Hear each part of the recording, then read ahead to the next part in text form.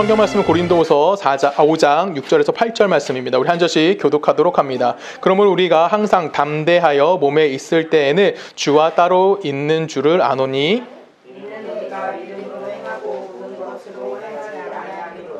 우리가 담대하여 원하는 바라는 차라리 몸을 떠나 주와 함께 있는 그것이라. 아멘. 함께 기도하십니다. 하나님 감사합니다. 우리를 사랑하시고 우리를 복되게 인도하셨고 당신의 백성으로 불러주신 너무나 감사합니다. 하나님, 이제 우리 말씀 듣습니다. 전하는 자 듣는 자 모두 하나님 앞에 아멘으로 화답할 수 있는 복된 시간 되게 하실 걸 믿사오며 살아계신 예수님의 이름으로 감사하며 기도했습니다. 아멘.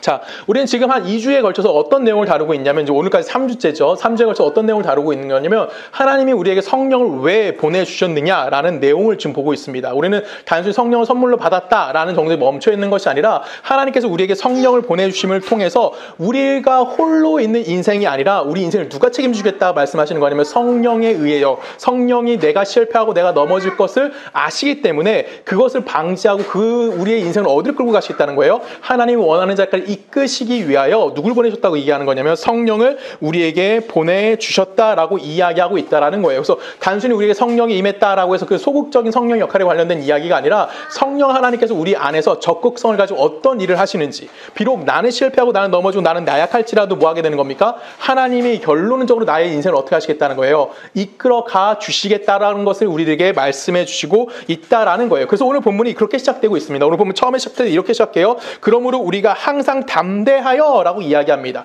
여러분, 여기서 항상 담대하다는 건 뭘까요? 말 그대로 지금 여러분이 했던 말 그대로입니다. 어떤 의미가 있을까요? 담대하다는 것은 내가 실패하고 내가 넘어지고 내가 좌절했을지라도예요.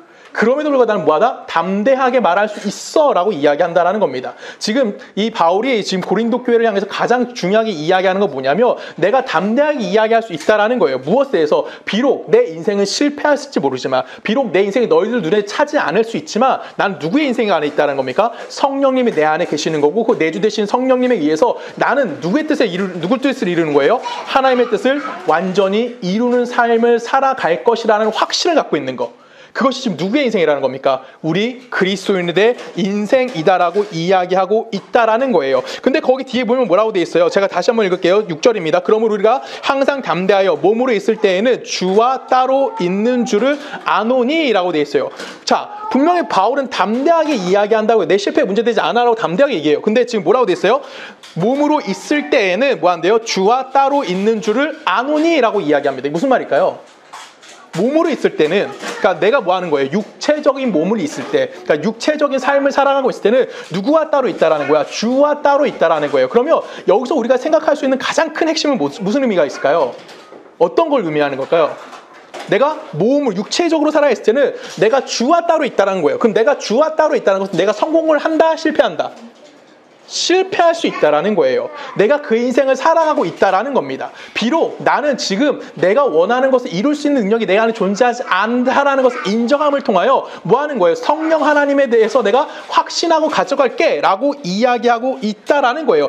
내 인생을 누가 책임지는 겁니까? 내가 책임지는 것이 아니에요. 내 인생을 누가 책임져 주신다는 거예요? 성령 하나님이 내 인생을 책임져 주시기 때문에 내 인생에 실패가 존재한다, 존재하지 않는다? 존재하지 않는다라고 말하고 있는 거고, 그래서 바울은 뭐라고 얘기하는 겁니까? 내가 담대히 말한다 라고 이야기하는 거예요. 이해 가시죠? 우리는 비록 맞습니다. 세상의 기준에 의해서는 실패자일 수도 있고요, 좌절하는 자일 수도 있고요, 아니면 세상 기준에 성공한 누군가가 될 수도 있어요. 근데 그것이 바울의 신앙 안에서 중요하다, 중요하지 않다? 중요하지 않다라는 거예요. 바울이 열심히 노력해가지고 어떤 업적을 내기 위해서 바울이 자기 신앙을 유지하는 것이 아니라, 내 안에 누가 있다는 거예요? 성령님이 일하심에 따라 내가 그 일을 행한다? 라고 이야기하는 것. 그것이 누구의 인생이라는 겁니까? 바울의 인생인 거고, 자기의 인생을 책임져 주시는 성령의 역할이라고 이야기하는 거예요. 그래서 7절에서 이렇게 얘기합니다. 이는 우리가 믿음으로 행하고 보는 것을 행하지 아니한다 라고 이야기합니다. 여기서 중요한 단어 하나가 나오죠. 그래서 믿음이란 단어가 나와요. 여러분, 우리는 믿음이라고 하면 자꾸만 누구의 입장에서 자꾸만 믿는다라는 개념을 갖죠? 나의 중심, 내 중심에서 잠깐만 믿는다라는 생각을 해요. 그래서 내가 어떤 열심을 낸다든가 어떤 행위를 한다든가 어떤 각오를 한다라는 것은 믿음이다라고 자꾸만 착각합니다. 그래서 내가 믿는다라는 걸, 내가 믿는다의 주체가 돼가지고 내가 하나님을 믿었다 라는 표현을 자꾸만 쓴다라는 거죠. 근데 우리가 그렇게 생각하면 안 된다라고 누누이 말씀드렸어요. 그렇죠? 우리의 믿음은 누구로부터 오는 겁니까? 하나님부터 오는 거고, 그것이 내가 확신되어졌을 때 입으로 고백되어지는 것이 내가 믿는다라는 표현을 쓰는 것뿐이에요. 그걸 우리가 그렇게 이해해야지, 내가 믿었고 노력했고 내가 어떤 일을 했어, 그래서 내가 이런 각오가 있기 때문에 하나님 나에게 복 주신 거야, 나를 구원해 주신 거야, 이렇게 착하면 안 된다라는 거예요. 자, 그래서 믿음이라는 것은 내가 누구에게 신뢰하는 거예요? 하나님에 대하여 신뢰하는 거예요. 어떤 하나님에 대하여 신뢰하는 걸까요? 천지를 창조한 능력이 많으신 이런 하나님에 대해 신뢰하는 걸까요? 아니에요. 나의 인생을 책임져 주실, 나의 인생을 하나님의 백성으로 완성하실 그 하나님에 대해서, 하나님의 약속에 대해서 신뢰하는 삶을 살아가는 겁니다. 그래서 우리 신실하신 하나님에 대해서 이해할 수 있는 거고요. 하나님의 전능하심에 대해서 믿음을 갖고 있는 것을 우리는 믿는다라는 표현을 쓰고 있다라는 거예요. 그래서 믿음이 좋다라고 말할 때 우리의 기준에서는 자꾸만 내가 하나님의 말씀을 순종했고 하나님의 뜻을 완전히 이루는 삶을 살아가는 것이라고 착각할 수 있지만, 믿음이 좋다라는 건 뭘까요? 내가 현실 가운데서 실패하고 넘어지고 좌절할 수도 있지만 그것이 내 인생이 끝나지 않고 내 인생은 누구 안에 있다는 확신을 갖고 사는 거예요. 하나님 안에 있다는 확신을 갖고 살아가는 것, 그것이 우리는 믿음이 좋다라고 이야기할 수 있는 겁니다. 그럼 여기서 질문 한번 해볼게요. 여러분 믿음 좋으십니까? 다 아멘 하시는 거예요. 왜? 우리의 믿음이 좋음은 내가 하나님의 뜻을 100% 순종한다? 아니라고요. 내가 믿음이 좋은 것은 하나님의 뜻을 완전히 이루었다? 아니라고요. 그것이 우리가 믿음이 좋은 것이 아니라 나를 그렇게 이루어 가실 하나님을 신뢰한다를 우리는 뭐라고 얘기하는 겁니까? 믿는다라고 이야기하는 거예요. 다시 한번 질문하겠습니다. 여러분 믿음이 좋으십니까? 그렇죠. 우리는 그 삶을 살아가고 있는 거예요. 내가 하나님을 의지한다는 건 뭐예요? 결론적으로 내 자신에 뭐가 없다는 걸 인정하는 거야? 능력이 없음을 인정하고, 그렇기 때문에 난 누구에게 기도할 수밖에 없는 거야? 하나님에게 기도한다라는 거죠.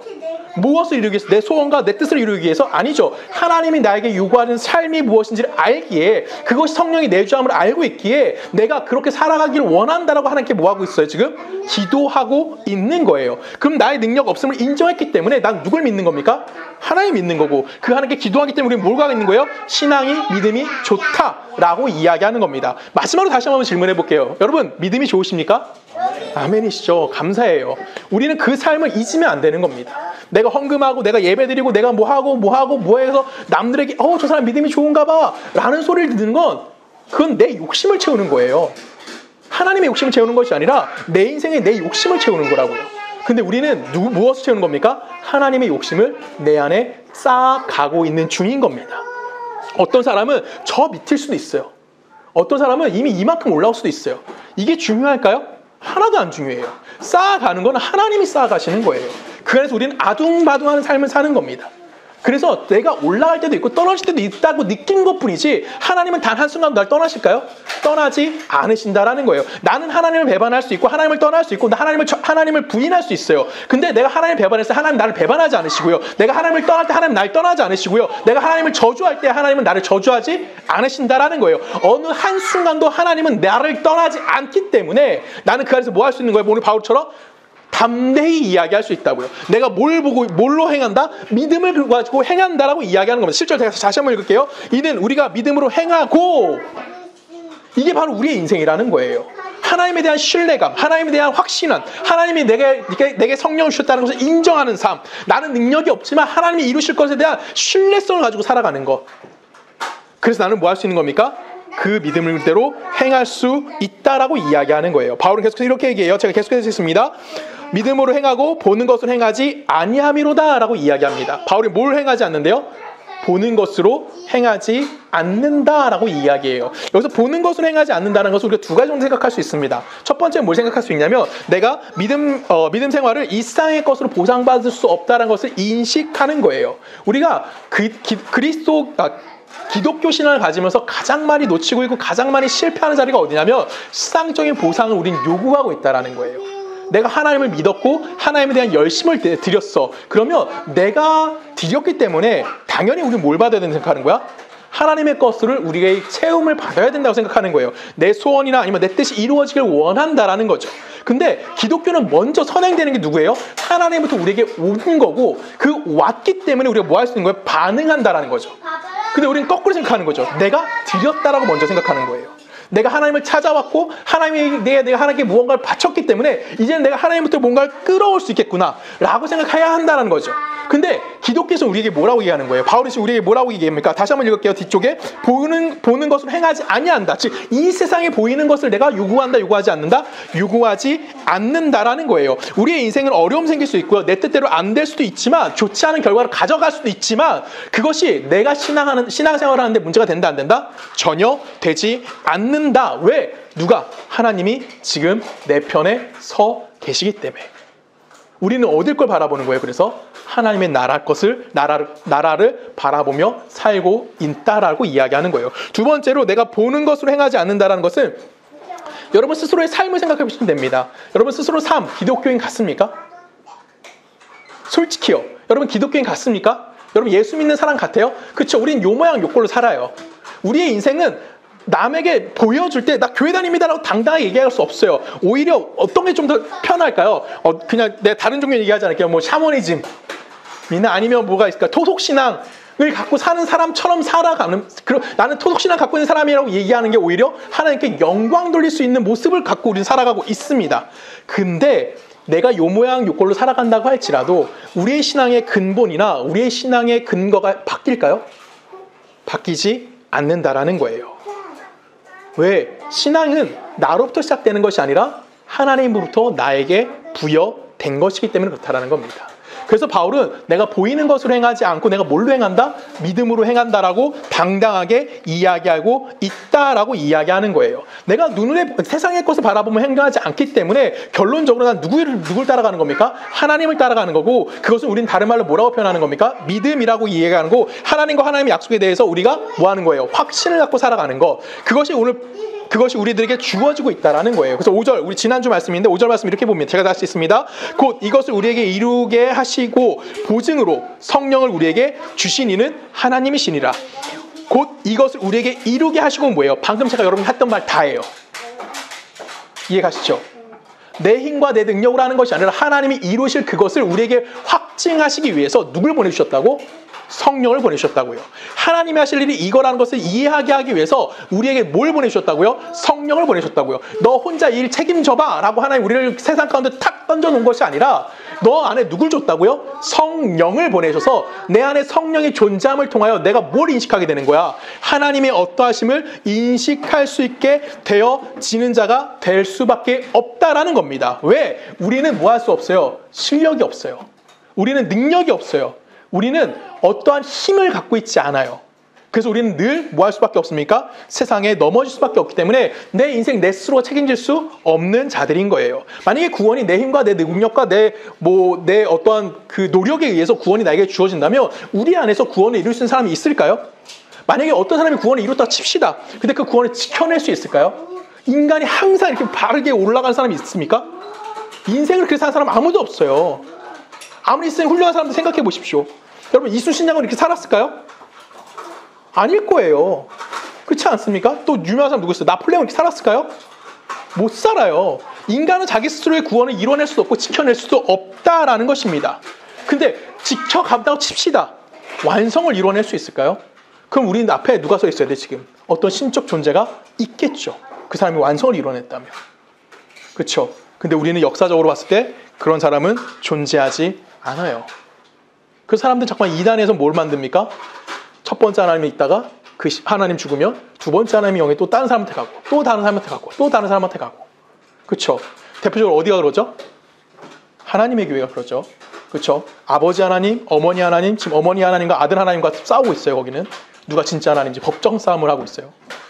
그것이 인간이 만들어낼 수 있는 구원의 한계라는 거예요. 근데 이것을 뛰어넘게끔 하기 위해서 우리가 부족한 걸 알게 하기 위해서 우리가 할 수 없는 걸 누가 알고 있는 거야? 하나님이 알고 있다고요. 그래서 성령님 우리 안에 보내주심을 통하여 우리 안에 거하게 하시고 마땅히 우리가 할 일을 하지 못하기 때문에 알 바를 모르기 때문에 우리를 향해서 말할 수 없는 탄식을 누가 기도하신다고요? 성령님이 하나님 앞에 기도하고 계시다라는 겁니다. 우리는 우리에게 일어날 실패와 언약의 좌절과 아니면 비굴 가운데 그런 것을 가지고 있음에도 불구하고 하나님께서 뭘 하셨습니까? 사랑한 자, 하나님이 나를 위해 주시는 자, 하나님이 나를 스스로 편들어 주시는 자, 그 자리에 있다라는 것을 여러분 스스로가 뭐 해야 되는 겁니까? 이해하고 있어야 한다라는 거예요. 그래서 하나님이 우리에게 베풀어진 긍휼은 헛되지 않다라는 겁니다. 하나님이 나를 사랑하신다고 하는 것은 내가 뭐 하는 거예요? 그 하나님을 알아갈 수 있는 기회가 제공되어져 있다라는 거예요. 그래서 우리는 뭐 어떤 자가 돼야 되는 거예요? 나의 어리석음과 나의 무능함과 나의 나태함을 인정하고 누구에게 다가가는 겁니까? 하나님이 나에게 찾아와 주셔서 부어주신 그 믿음을 가지고 하나님을 바라볼 수 있어야 하는 거예요. 우리가 바라볼 하나님의 결국은 어디예요? 여러분 어디를 바라보고 사십니까? 이 세상에서 무엇을 바라보면서 우리는 살아가고 있는 겁니까? 성경 읽습니다. 8절 같이 읽을까요? 고린도서 5장 8절 같이 읽습니다. 시작. 우리가 담대하여 원하는 바는 차라리 몸을 떠나 주와 함께 있는 그것이다. 몸을 떠나 주와 함께 있는 것 뭐예요? 종말론적인 삶. 즉 내가 죽어서 갈 어딜 바라보고 있다는 거야? 하나님 나라 본다라는 거예요. 기독교의 핵심은 종말이에요. 우리가 잊지 말아야 될 것은 우리 이 땅에서 어떤 안정을 누리고 어떤 행복을 누린다는 것이 아니라 종말론적 신앙을 뭐를 하는 거예요? 그것을 우리가 바라보며 그것을 향해 걸어가는 자들이고 이것을 지금 우리는 뭐 하는 거예요? 지금 이 자리까지 끌고 와서 이 종말론적인 삶을 내 삶에 누리길 원하는 분이 누구야? 하나님이라는 거예요. 그래서 우리 인생이 뭐 하는 거야? 힘든 거예요. 왜? 이것을 알고 있어. 근데 내 육체는 이걸 이룰 수 있어 없어? 없잖아. 그래서 우리는 뭐 하는 거야? 매번 힘들고 좌절하기 때문에 나는 무능력하다는 것을 끊임없이 깨닫게 만듦을 통해요. 그래서 내가 누굴 바라보게 만드는 거야? 성령 하나님이 내 안에 있다는 걸 인식하게 만든다라는 거예요. 아, 나는 오늘도 실패했구나. 아, 나는 내일도 실패했구나. 나는 어제도 실패했는데 또 실패했구나. 그 실패가 쌓임을 통하여 나라는 것에 대해서 뭐 하는 거예요? 나라는 걸 확신하지 않게 되는 거예요. 그리고 우리는 뭘 하게 되는 겁니까? 하나님에 대하여, 성령님에 대하여 확신을 가지고 살아가는 거예요. 이것이 그래서 나는 뭐 하는 거예요? 육체를 떠나 어디로 가고 싶은 겁니까? 하나님에게 가고 싶은 거. 그것이 기독교 신앙의 최대의 소원이다라는 겁니다. 그리고 그 소원을 이루기 위해서 하나님 우리에게 뭐 하시는 겁니까? 성령님을 부어주시는 거예요. 우리가 노력하고 한다고 할지라도 우리는 그 자리에 가는 것에 대해서 실패할 겁니다. 그 실패하는 것 속에서 우리는 뭐 하는 거예요? 영원하신 하나님의 나라를, 그 하나님 나라가 무엇인지를 고백할 수 있는 자가 되어지는 것. 그것이 바로 우리가 가지고 있는 신앙이라고 이야기하는 거고 그것이 바로 우리가 가지고 있는 소원이다라고 성경은 우리들에게 이야기하는 겁니다. 그러면 이렇게 이야기할 때마다 항상 저 역시 똑같아요. 저도 이렇게 말씀 준비하다 보면 결론은 그럼 하나님이 하실 거라면, 결론 내 인생은 맨날 실패할 거라면, 결론 내 인생은 답이 없다면 그럼 난 대충 살아도 되지 않을까? 라는 생각이 항상 드는 거예요. 여러분 안 그러십니까? 쉽게 생각해 보세요. 내가 실패하고 내가 좌절하고 내가 넘어지고 내가 하나님을 배신했다고 할지라도 하나님 안 떠난다며. 이게 성경의 가르침이란 말이야. 그럼 난 뭐 하면 돼? 대충 살아도 되겠죠. 방임하면 살아도 되겠죠. 그냥 내가 놀고 싶을 때 놀고 내가 좌절하고 싶을 때 좌절하고 내가 하나님 떠나고 싶을 때 떠나고 내가 원하는 데 살다가 어느 날 봤더니 하나님 나를 저 하나님의 영광의 찬양이 되는 자리까지 올려놔 주셨대. 와! 이게 핵심이거든요, 솔직히. 근데 그 자리 가운데 하나님은 우리에게 뭐라는 걸까요?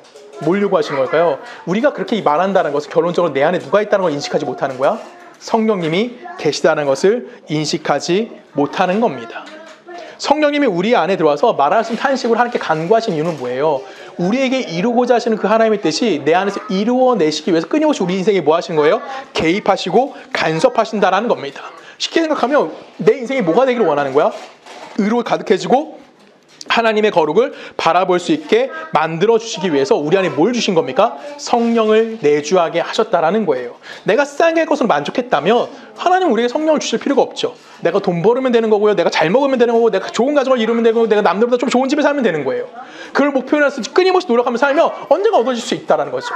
근데 하나님은 우리에게 그것을 허용해 주지 않기 위해서 그 자리에서 우리는 실패하게 하시는 겁니다. 그리고 실패하심을 통하여 내가 진짜 바라봐야 될 것은 이 세상이 아니라 어디에 있다? 하나님 나라에 있다는 것을 성령을 통해서 알게 만들어 주시는 거예요. 그래서 우리 안에 거룩이라는 것이 자꾸만 끌어오르게 되는 겁니다. 여러분 안에 거룩이라는 생각이 왜 들까요? 우리 안에 거룩해지고자 하는 마음이 왜 생길까요? 그렇죠. 여러분 안에 성령이 존재하기 때문에 그래요. 내가 선하기 때문에, 내가 세상적인 기준에서 의롭기 때문에 결코 그것이 만들어질 수가 없습니다. 우리 안에 무엇이 존재하는 거예요? 성령님이 하나님의 뜻이 무엇인지를 끊임없이 가르쳐주고 있다는 거예요. 알려주심을 통해서 내 안에 그것이 자꾸만 이루어질 수밖에 없다는 것을 우리에게 이야기하는 겁니다. 하나님이 왜 예수를 이 땅에 보내주셨습니까? 우리가 이 세상에 대접받게 하시기 위해서 예수를 이 땅에 보내주셨나요? 아니면 하나님께서 우리가 세상의 보상을 받기 위해서 예수를 이 땅에 보내주셨습니까? 아닙니다. 예수를 이 땅에 보내신 이유는 예수가 살아간 인생을 보라는 거예요. 그 인생은 어떤 인생이었어요? 하나님의 뜻을 이루는 인생, 의와 거룩을 이루는 인생을 사셨다고요. 그 인생 가운데 예수는 힘드셨을까요? 힘들지 않으셨을까요? 힘들었죠. 예수는 아팠을까요? 안 아팠을까요? 아팠죠. 예수는 우리가 경험하는 모든 걸 다 경험하셨을 거예요. 배도 고파보셨고 피곤도 하셨고요. 사람들이 싫어서 혼자 도망도 가셨어요. 그 모든 인생을 누가 경험했어? 예수가 경험했어요. 근데 그 경험한 인생 속에 뭘 완성하시는 겁니까? 하나님의 뜻을 완성하셨듯이 우리 안에 예수를 보내주심을 통하여, 우리 안에 성령을 보내주심을 통하여 우리를 통해서 뭘 이루시길 원하는 거야? 예수가 이루었던 의와 거룩이 우리의 몸을 통하여 증명되어지기를 하나님은 원하고 계시다라는 겁니다. 그래서 여러분의 뭘 보셨습니까? 성령을 보내주셨다라는 거죠. 자, 그럼 질문 하나 또 해봅니다. 여러분 의로우십니까? 여러분 거룩하십니까? 참 어렵죠. 그렇죠. 우리는 내가 의롭다, 내가 거룩하다 라고 이야기하면 큰일 나는 거예요. 이해 가십니까? 의롭다, 거룩하다는 건 결과론이에요. 하나님 우리에게 과정을 허락해 주시는 거예요. 의와 거룩은 누구 거예요? 하나님 거예요. 우리는 내 안에 있는 성령님을 통해서 의롭지 못한 내가, 거룩하지 못한 내가 의가 무엇인지를 추구하게 되는 거고요. 거룩이 무엇인지를 추구하는 인생을 살아가는 거죠. 그럼 하나님 우리가 요구하는 건 네가 의로워지는 결과를 만들어내라 할까요? 아니에요. 너는 뭘 따라가라는 거예요? 내 뜻과 내 의가 무엇인지를 기억하고 그 삶을 추구하는 인생을 뭐하라? 살아가라고 우리들에게 이야기해주고 있는 겁니다. 그래서 내가 너를 완성할게 라고 말씀하신 그것은 하나님이 뭐 하시는 거예요? 하나님의 열심이 얼마나 대단한지를 우리에게 설명하고 있는 거고요. 하나님의 의지적인 표현이 우리들 가운데 담겨져 있다라는 겁니다. 분명히 여러분은 실패할 겁니다. 저요? 실패할 겁니다. 근데 누군 실패하지 않을까요? 하나님은 실패하지 않으시는 거예요. 그 하나님 우리에게 구원을 완성해 주실 거고요. 그 완성해 주실 거라는 확증된 보증으로서 누굴 주셨다고요? 성령을 우리 안에 부어 주신 겁니다. 그래서 우리는 게으를 수도 없고요. 우리는 방탕할 수도 없고요. 우리는 뭐라고 할까요? 내 맘대로 살아갈 수 없는 자들인 거예요. 성령 우리 안에 부어주심을 통해서 여러분의 거룩을 이루시는 것이 아니에요. 여러분의 의로움을 이루시는 것이 아니라 우리가 뭐 하는 거예요? 그 삶이 무엇인지를 이해할 수 있게, 그 삶을 추구하는 것이 어떤 어려움이 있는지를 알아갈 수 있게끔 우리 안에 뭐 하시는 겁니까? 특별한 장치를 만들어 놓으셨다라는 거예요. 그것이 무엇이냐면 성령이라고 이야기하는 겁니다. 하나님 우리에게 거룩을 요구하시고요. 하나님 우리에게 의를 요구하십니다. 우리는 그 의와 거룩을 완성하는 자들이 아니에요. 우리는 성령이라는 안전장치를 통해서 세상으로 나가지 않게끔, 세상에 매진에 매여있지 않게끔 성령이라는 안전장치, 쉽게 말하면 뭐라 그럴까요? 이런 가드 같은 걸 하나 세워놓으신 거예요. 세상으로 나가려고 할 때, 아 맞다, 하나님 우리에게 요구하시는 건 여기가 아니지. 아 맞다, 하나님 우리에게 요구하시는 건 이쪽이지. 그럼 나는 어떻게 해야 돼? 다시 한번 가보자. 그것이 누가 할 일인 거예요? 예수 믿는 우리가 할 모든 것이에요. 그래서 우리가 할 수 있는 거는 거룩한 인생 살기 위해 노력하는 겁니다. 하나님의 거룩을 완성하는 게 아니에요. 순종하기 위해서 노력해보는 거예요. 순종도 해보고 좌절도 해보고 또 다시 가보는 겁니다. 그러면 우리는 뭐라는 겁니까? 하나님이 이끄실 그 자리에 어느 날 우리는 올라가 있는 나를 발견하게 되어지실 거예요. 이것이 바로 누구의 삶인 겁니까? 우리 그리스도인의 삶인 거고요. 그 삶에 우리는 뭐한 자가 되는 거냐면 하나님으로부터 초청받은 자들이고 그 안에 하나님의 그 안에서 하나님께 충성하고자, 동참하고자 그런 의지를 갖고 있는 자들이라고 성경 우리들에게 이야기해 주는 것이고, 하나님은 우리에게 성령을 보내주셨다라는 거죠. 그래서 디모데후서로 갑니다. 한 절씩 읽어볼까요? 디모데후서 4장 6절.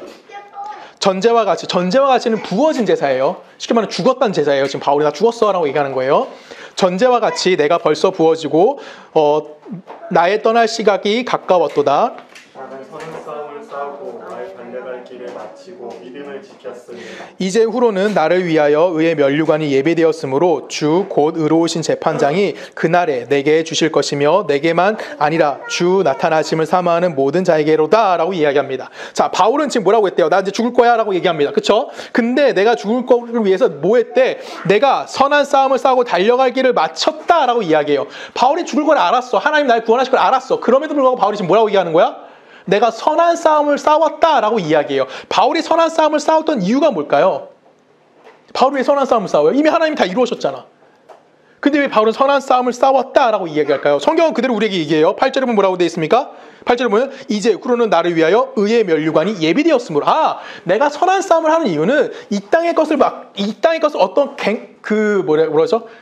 성취하기 위해서 얻기 위해서 하는 것이 아니라 뭘 얻기 위해서? 하나님이 나에게 주실 면류관을 얻기 위해서 내가 뭐 하는 거야? 그 선한 싸움을 살아가는 삶을 살아간다라는 겁니다. 하나님 우리에게 약속한 상은 밖에 있는 것이 아니라 내 안에 뭘 완성해 계시는 거예요? 당신의 의와 거룩을 완성하는 그 삶을 살아갈 수 있도록 우리를 이끌어 가신다는 것을 바울은 알고 있었다라는 거예요. 자, 우리가 흔히 어려운 사람들 도와줄 때 가장 많이 하는 말이 이겁니다. 물고기를 주지 말고 물고기 잡는 법을 가르쳐줘라.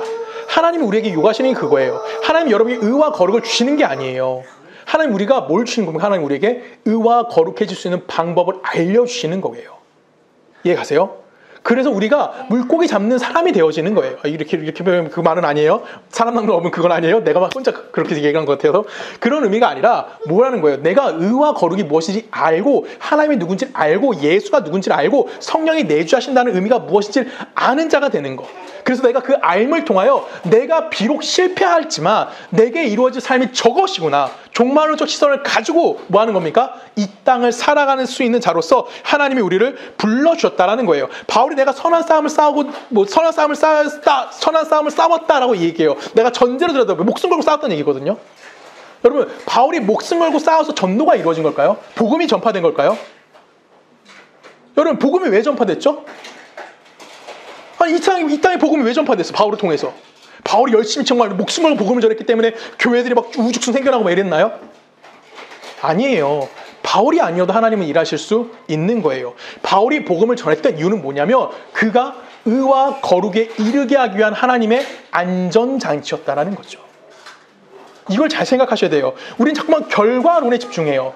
우린 자꾸만 결론이 무엇인지만 봐요. 왜? 이미 눈으로 봤어, 성경이 무엇인지. 어떤 결과가 주어진지 이미 깨달았다고. 근데 성경은 우리에게 결과를 이야기하지 않아요. 성경은 우리가 그 과정 속에서 어떤 결과를 바라보는 것이 아니라 하나님이 일하시는 방법이 무엇이고 그 방법에 그 일하심에 내가 참여했고 동참했다라는 거, 그걸 알게 만들어 주신다라는 거예요. 바울이 없었으면 하나님이 손해를 보셨을까요? 아니에요. 세례요한이 이렇게 얘기해요. 같이 읽어볼까요? 마가복음입니다. 마가복음 3장. 그때 예루살렘과 온 유다와 요단강 사방에서 다 그에게 나와 자기 죄를 자복하고 요한에서 그에게 세례를 받더니 요한이 많은 바리새인과 사두개인들이 세례를 베푸는 데 오는 것을 보고 이르되 독사의 자식들아 누가 너희를 가르쳐 임박한 진노를 피하게 하더냐. 그러므로 회개에 합당한 연회를 자, 여기부터 중요한 나옵니다. 속으로 아브라함이 우리 조상이, 이 속으로는 누가 얘기한 얘기예요? 바리새인들이 한 얘기예요. 바리새인들이 하는 얘기예요. 아브라함이 우리 조상이라 생각하지 말라. 내가 너희에게 이르노니 하나님의 능히 이 돌들도 아브라함의 자손이 되게 하시리라. 이스라엘 백성이 갖고 있던, 바리새인이 갖고 있던 가장 큰 생각이 뭐예요? 우리는 아브라함의 자손이다요.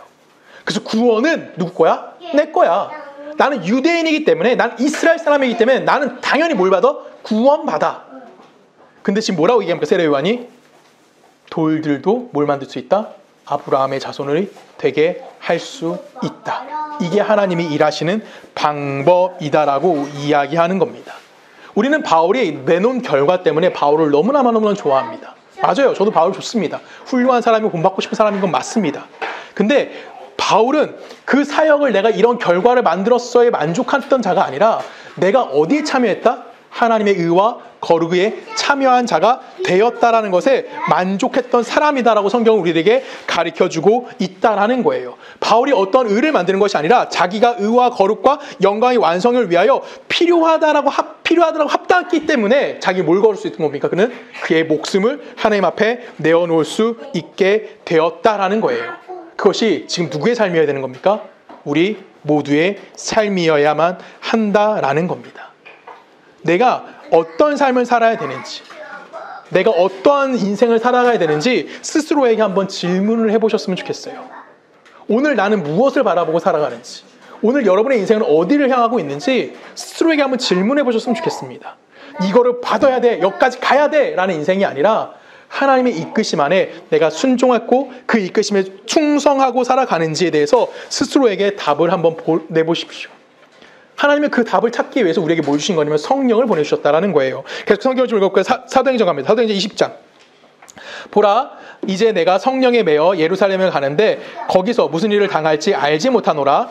오직 성령이 각 성에서 내게 증언하여 결박과 환난이 나를 기다린다 하시나. 자, 바울이 뭐라고 얘기하는 거예요? 이제 예루살렘 가면 이제 바울이 죽으러 가는 중이거든요. 예루살렘 가면 얘는 잡힐 거예요. 그러면 사람들이 지금 다 환상을 봤어. 바울 너 가면 안 돼. 예루살렘 고난 당할 거야. 근데 바울은 간대. 왜 갈까? 왜 간 걸까요? 우리가 너무나 쉽게 생각해. 바울이 신앙에 열심히 했기 때문에, 하나님이랑 열심히 했기 때문에, 하나님을 향한 뜨거운 열정이 있기 때문에 바울은 다시 예루살렘 아니야. 바울이 가는 이유는 이것이 하나님의 뜻이기 때문에 가는 거예요. 이것이 내 인생을 이끄신 하나님의 뜻이라고요. 내가 죽는 자리로 하나님 나를 이끄셨다면 나는 글로 가는 게 뭐다? 맞다라는 거예요. 하나님 날 여기로 이끄셨다면 글로 가는 것이 뭐야? 거 맞다라고요. 내가 저기로 가야 하면 저기로 가는 게 누구의 뜻이라고요? 하나님의 뜻이라고 이야기한다라는 겁니다. 그 마지막 이렇게 얘기해요. 내가 달려갈 길과 주 예수께 받은 사명 곧 하나님의 은혜의 복음을 증언하는 일을 마치려 하매 나의 생명조차 조금도 귀한 것으로 여기지 아니하노라. 왜 안 아까워? 이게 하나님의 뜻이니까. 죽으러 가는 게 누구의 뜻이라고요? 하나님의 뜻이라고요. 거기에 누가 충성했다고? 바울이 충성했다고요. 여러분도 똑같은 거예요. 우리는 결과를 만드는 자들이 아니라 우리는 내 안에 있는 성령이 만드는 결과가 있다는 걸 아는 자들이에요. 그리고 그 과정을 뭐 하는 자들입니까? 살아가는 거예요. 이건 바울의 스스로가 한 개인적인 기쁨에 대한 고백인 거예요. 하나님의 일을 하는데 뭐가 불편해? 하나님의 일은 죽으면 어때? 하나님 때문에 내가 이 일을 따라가고 있는데 그것이 얼마나 감사해? 하나님이 좋아하는 일이 내가 좋아하는 일이고 하나님이 기뻐하는 일이 내가 기뻐하는 일이야. 나는 그 일에 동참하는 것이 너무 감사해. 목숨 있는 거 중요하지 않아. 내가 고통당하는 거 중요하지 않아. 왜? 이것은 누가 나를 이끌어가는 삶이기 때문에 하나님이 이끌어가는 삶이기 때문에 그렇다라는 겁니다. 우리가 바라야 되는 것은 우리가 바울을 생각할 때 죽는다 해도 나는 두렵지 않아. 나는 하나님을 향한 어떤 뜨거운 열정 가지고 있는 어떤 사람이야. 이렇게 바울을 보지 말라라는 거예요. 여러분의 인생이나 바울의 인생이나 동일한 성령님이 함께 역사하시는 겁니다. 어디까지요? 하나님이 이끄시고자 하는 의와 거룩의 자리까지. 그리고 우리는 의와 거룩이라는 어떠한 것을 얻어내기 위해서 막 노력하는 것이 아니라 그 자리를 끌려가면서 그 안에서 뭘 바라보는 거예요? 하나님이 누구신지를 인식할 수 있게 되어지는 것. 거기에 내 죽음이 사용될 수 있다면 기쁨으로 사용될 수 있는 거예요. 거기에 내 능력이 사용될 수 있다면 너무나 땡큐한 거고요. 거기에 내가 갖고 있는 재력이 사용될 수 있다면 너무나 감사한 거죠. 근데 우리 자꾸만 뭐예요? 내 능력과 내 재력과 내 어떠한 걸 사용함을 통하여 나라는 존재가 드러나고 내가 의롭다라는 어떠한 평가를 받기를 원한다라는 거죠. 그것이 바로 우리가 실패하고 있는 자리라는 겁니다. 그것이 지금 내가 넘어져 있는 자리라고 성경은 우리들에게 이야기하는 겁니다. 우리는 결론적으로 어디 앞에 쓰게 되는 거예요? 주님 앞에 쓰는 거예요. 여러분, 주님 앞에 섰다는 건 뭐예요? 죽었다는 얘기잖아요. 내가 주님 앞에 섰다는 것은 결론 죽었다는 얘기예요. 종말론적 시각이라고요. 근데 주님 앞에 섰다는 것은 어떠한 세상의 고통과 세상의 아픔으로 도망친 걸 얘기할 걸까요? 아니에요. 내가 주님 앞에 섰다라는 것은 내 안에 있는 기쁨이 있기 때문에, 내 안에 있는 하나님이 있기 때문에 내가 그것을 사모하고 살아가기 때문에 난 어떤 환경 속에서 문제가 된다 안 된다? 되지 않는다. 이것이 주님이 원하는 길이라면 나는 기쁨으로 이 일을 감당할 수 있습니다 라는 것까지 우리를 이끌어 가시는 분이 누구라고요? 그것이 우리 안에 계신 성령님이라는 것을 여러분이 꼭 기억하셔야만 한다라는 겁니다. 그래서 우리는 하나님 앞에 항상 외쳐야 될 말이 있죠. 하나님, 난 뭐합니다? 부족합니다. 하나님, 나는 너무나 연약합니다. 근데 나는 하나님이 하실 기뻐하신 일에 동참하고 싶습니다. 그 일을 내가 감당하기를 원합니다 라고 우리는 기도해야 하는데 우리는 거꾸로 기도하죠. 하나님, 나 아프고 싶지 않아요? 나 힘들고 싶지 않아요? 하나님, 능력이 내게 채워줬으면 좋겠어요? 나 손해보기 싫어요. 거기에서 우리는 뭐 하는 걸까? 매번 실패하는 거예요. 우리 바울의 마지막 고백을 읽어볼까요? 빌립보서 1장 갑니다. 20절. 나의 간절한 기대와 소망에 따라 아무래도 부끄러워하지 아니하고 지금도 정과 같이 온전히 담대하여 살든지 죽든지 내 몸에 그리스도가 존귀하게 되게 하려 함이라. 이는 내게 사는 것이 그리스도니 죽는 것도 유익함이라. 아멘. 여러분 이런 고백 가능하십니까? 아멘. 아 고마워요. 난 못할 것 같아요 아직은. 이거는 간단히 생각하면 바울이 뭐예요 이거 내가 살아도 주를 위해 살고 죽어도 주를 위해 산다. 현실 도피 아니에요. 바울은 그 삶을 하겠다라는 거예요. 내가 예수를 열심히 믿자 이것도 아니에요.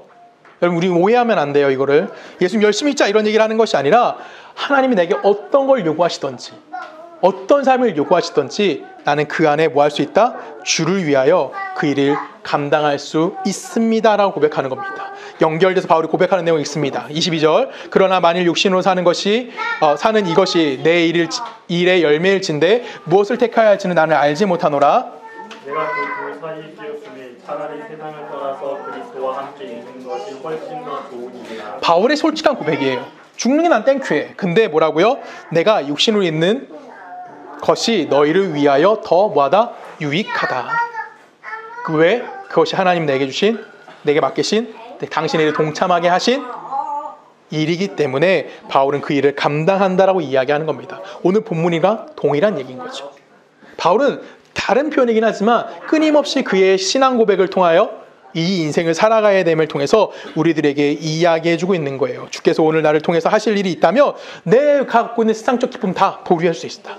다 멀리할 수 있어. 내가 그 일에 참여하겠어 라고 기꺼이 나의 삶을 맡기는 겁니다. 우리의 신앙이 결국은 죽어서 하나님 나라 가는 거예요. 그럼 살아서 하나님 나라 갈 수도 있겠죠. 예수의 재림하시면. 그 예수의 재림 때까지 우리 뭐 하는 겁니까? 하나님 나라를 사모하는 거예요. 쉽게 말하면 우리는 종말론적인 인생을 사는 거고요. 내세적 삶을 살아가는 겁니다. 근데 그 종말론적이다, 내세적이라는 표현 때문에 우리는 자꾸만 현실을 외면하려고 해요. 현실을 도피하려고 한다던가 아니면 나 혼자 어디 수도원 같은 데 들어가서 내가 뭐 신앙생활을 한다라고 착각할 수 있다라는 것이죠. 근데 하나님이 우리에게 요구하시는 것은 그것이 아니에요. 네가 세상에 들어가서 뭐 하는 겁니까? 마땅히 할 수 있는 삶, 마땅히 해야 되는 그 삶을 살아내라고 이야기하는 겁니다. 수빈이가 지난주에 우리에게 되게 감사한 얘기를 했어요. 그렇죠? 카톡으로 되게 짧은 글이긴 했지만 정말 감사한 얘기를 많이 했거든요. 하나님이 어떻게 인도하실지 모르지만 그걸 순종하겠다. 그게 누구의 삶인 거예요? 그리스도인의 삶인 거예요. 그 안에 우리가 실패할 거예요. 실패하고 성공하고는 문제되지 않는다고요. 내가 원하는 것이 이루어지건 이루어지지 않건 문제되지 않는다고요. 왜? 주님의 뜻대로 나는 살아가고자 하는 마음이 내 안에 있는 거고 그 안에 누구를 위해서 성령님이 그 일을 우리들에게 이끌어내시고 있다라는 겁니다. 그래서 우리 신앙에서는 달라져야 할 것이 하나 있어요. 뭘까요? 간단합니다. 우리 기도가 달라져야죠. 우리 다시 본문 읽어볼까요? 한 절씩 있습니다. 6절 그러므로 우리가 항상 담대하여 몸으로 있을 때에는 스스로 주와 따로 있는 줄 아노니라. 이는 우리가 믿음으로 행하고 보는 것으로 행하지 아니하니로다. 아멘. 자, 뭐라고 얘기해요? 나 육체에 있어. 육체는 완성되지 못한 상태야. 그래서 내가 담대하게 얘기하지. 그럼에도 불구하고 난 담대하게 얘기할 수 있어. 난 뭘로 행한다? 하나님 주신 믿음으로 행한다. 난 이 일을 할 수 있다라고요. 난 하나님 나라를 소유하고 있다고요. 나는 하나님을 알고 있기 때문에 비록 완성되지 못한 내 인생이지만 비록 아직은 실패할 것 같은 내 인생이지만 내 안에 성령이 존재하기에 내 안에 하나님의 약속이 있기에 신실하신 그 하나님의 약속을 이루실 것을 확신하기에 난 뭐 할 수 있다? 오늘의 삶을 살아갈 수 있다라고 고백하는 겁니다. 여러분 믿음 좋으십니까? 아멘. 여러분 믿음 좋으십니까? 아멘. 여러분 하나님이 이루실 일을 믿으십니까? 아멘. 그러면 바울처럼 우리는 똑같이 고백할 수 있는 겁니다. 사나 죽으나 나는 어떤 삶이든지 유익하다. 이것이 바로 우리 모두의 삶이기를 우리 서초동네교회가 그 고백을 할 수 있는 근데 그 고백하는 것이 정말 나에게 큰 복이 된다는 사실을 여러분 꼭 기억하셨으면 좋겠습니다. 우리 함께 기도하십니다. 사랑과 은혜하신 하나님 주님에 감사합니다. 하나님의 사랑과 하나님의 은혜 안에 오늘 우리가 살아있음을 다시 한번 고백합니다. 비록 나는 넘어지고 나는 실패하고 좌절했지만 성령 하나님께서 내 안에 계시기에 내게 이루실 하나님의 뜻을 확신하게 믿는 믿음 안에 우린 삶을 살아가길 원합니다.